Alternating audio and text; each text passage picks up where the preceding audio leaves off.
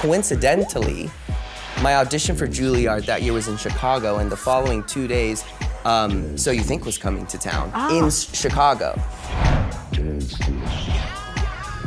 Hello, beautiful people. Welcome to Dance Dish, where the dance ends and the dish begins. My name is Pussy Control. I am your guest host for this episode.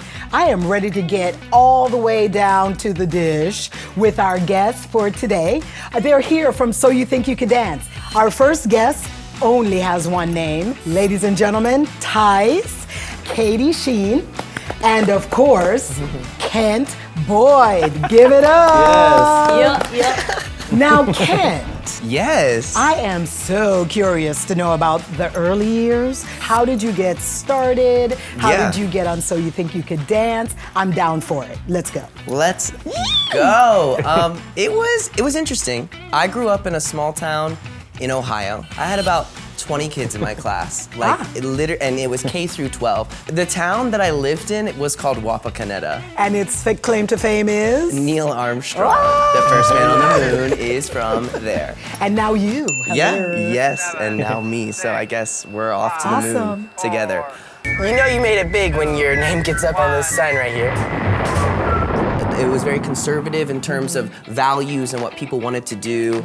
And even me considering dance, I think, was a challenge in itself, as I feel a lot of young male dancers may have received in the past. I feel like obviously today's age, it's gotten more progressive, which is lovely. I got into it because my mother was like, you have too much energy, I cannot handle you, sports aren't enough, I need you out of my house. And I agreed, for sure. You know, for someone who had so much energy, your mom saw that you needed to express that. You know, and dance has so many ways of letting that out, you know? Absolutely, and I'm so grateful that my family did that, and they were so supportive along the way, which is the best thing that I could ask for. I think one of the first times I went to convention I was really moved was taking Tice's class, which was so fun. And not only was I involved in dance, I was very involved in theater in terms of musicals or plays or acting or whatever it was. And I think from there, as any kind of kid who really sees themselves pursuing a career in the arts, you kind of toy with this idea, where am I gonna go? Am I gonna go to college for arts? Am I gonna move to New York? Am I gonna go overseas? You know, am I gonna do cruise ships? All these different ideas that people can kind of throw around in your head. And obviously, the first thing that I wanted to do was go to Juilliard.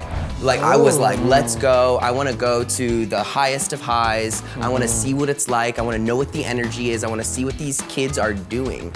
I got past maybe a couple of the first rounds and then made it out to some type of floor exercise and immediately got cut, which was pretty hard in terms of kind of dealing with reality and having to deal with it so quickly with the matter of a person's like 3 words. It was just like, done. And I was just like, whoa, someone can control like so much of what my dream is, which was kind of scary to me. But I was like, okay, you move on. Coincidentally, my audition for Juilliard that year was in Chicago, and the following 2 days, So You Think was coming to town in Chicago, which it happened to, I mean, everything about it was pretty seamless. Wow. I get in there as fast as I can, I do my spiel, I get in front of Jeff, and then all of a sudden I'm now dancing in front of Adam Shankman and Stacey Tukey and Nigel Lithgow. Oh my God. Cue music.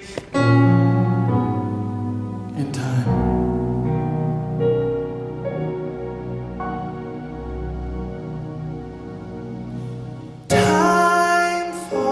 And I knew, too, I was a fan of So You Think. I was a fan of Katie, and I knew all about this show. It was very, very much what we grew up with as theater kids or as dance kids. This was the show we would watch in the summer. And then to be on it and to kind of be You were great. Yeah, just understanding the scope of it. Like, I was just like, this is a television show. Like, I need to immediately show who I am, not only on the floor, but off the floor. You did right away. And you did. You tried to own the show. Like, the minute he got on the show, he was so much, wild. I say it like, it's so much personality.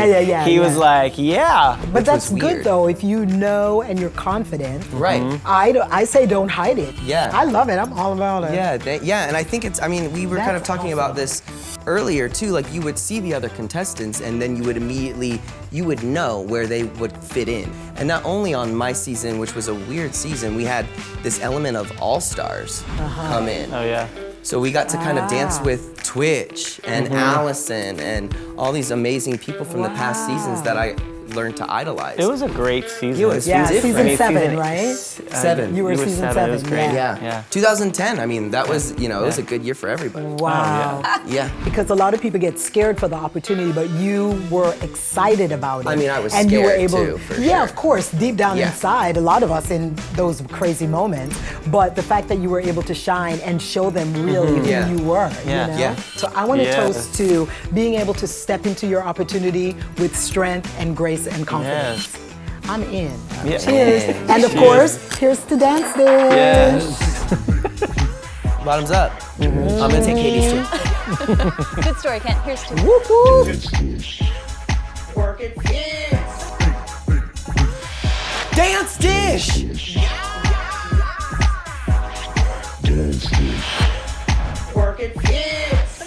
5, 6, 7, 8.